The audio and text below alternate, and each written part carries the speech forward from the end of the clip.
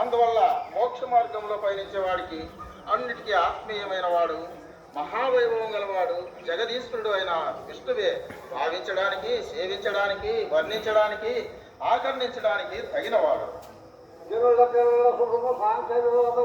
దాని వలన కర్మ చిత్త వలన అయిన పంచకాలమందు హరిశంసేయుట ఉట్టుకులకు ఫలము భూవరేంద్ర. ప్రజలందరికీ శాంతి యోగము వేరు చేకూరుస్తుంది. ఆ యోగం వలనైనా లేక ధర్మాచరణతోనైనా సంసార కాలంలో హరి చింతించాలి. రాజేంద్ర, జన్మమెత్తినంతకు ప్రయోజనం అలా చేయడమే.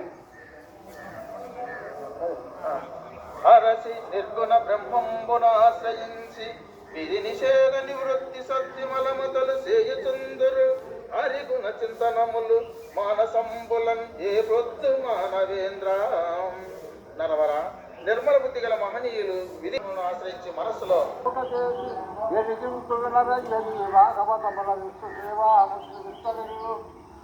మోక్షకామునకులు మోక్షంకు చిత్తునకు భో భయంబులల్ల వాసిపోవు యోగి సంగములకు ఉత్తమ వ్రతములు వాసుదేవ. మా తల్లి వ్యాసభగవాడు ద్వాపరయుగంలో వేదప్రియమైన భాగవతులు నా చేతి చదివించారు. నేను పరబ్రహ్మమందు లక్షచిత్తుడనై భగవంతుని అవతార లీలలు నన్ను ఆకర్షించడం వల్ల దీన్ని పఠించాను. నీవు భక్త జాతిని పాదపద్మాలను ఆశ్రయించిన భక్తులు, అందువల్ల నేర్చునే వాడు సంసరణం విడవాయడు ఎన్నడు సత్యము ఆ హరినామ సంస్మరణము ఒక్క ముహూర్త మాత్రము చాలు ముక్తి.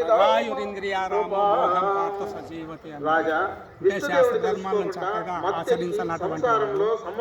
సంబంధమైన ఇంద్రియాలే నిజమని ఈ దేహమే శాశ్వతమని ఈ విధంగా ఆచరించారు. సంసార బంధం నుండి ఎన్నటికీ బయటపడలేడు. ఇది నిజం.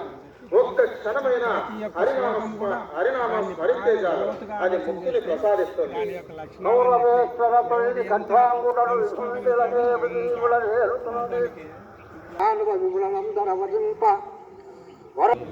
కంఠాంగుడనే రాజు సప్త దీపాలను పరిపాలిస్తూ ఉండేవాడు.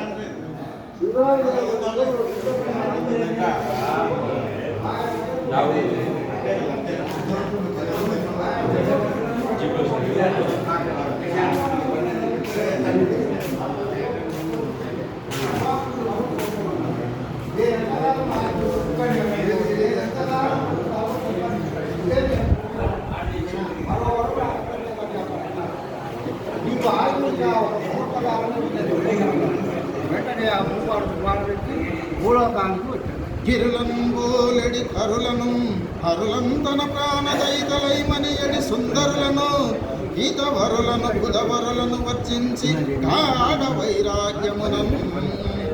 అలా వచ్చి ఖట్వాంగ మహారాజు పర్వతాల వంటి ఏనుగులను, గుర్రాలను, ప్రాణప్రియులైన సుందరాంగులను, సన్నిహితులైన హితులను, పండిత శ్రేష్ఠులను ప్రగాఢమైన వైరాగ్యంలో పరిచయించాడు.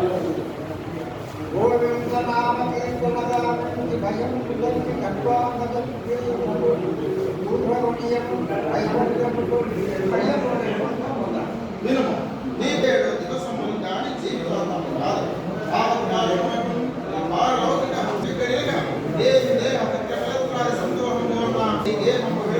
పుణ్యతీర్థ జలావలాపనము చేయించు ఏ శిష్య ప్రదేశం ప్రకారం శాసన శీలము కల్పదాసమై మానసము నిఖిల జగత్పతి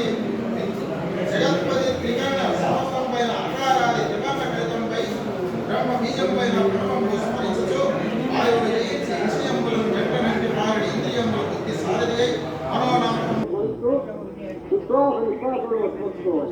ఆ పైన విషయాలు ఇవ్వని మరొకరి ఇంద్రియాలను దృష్టిని సాధించారు. మరొకరి ప్రకృతులను విధవచ్చి గ్రహించారు.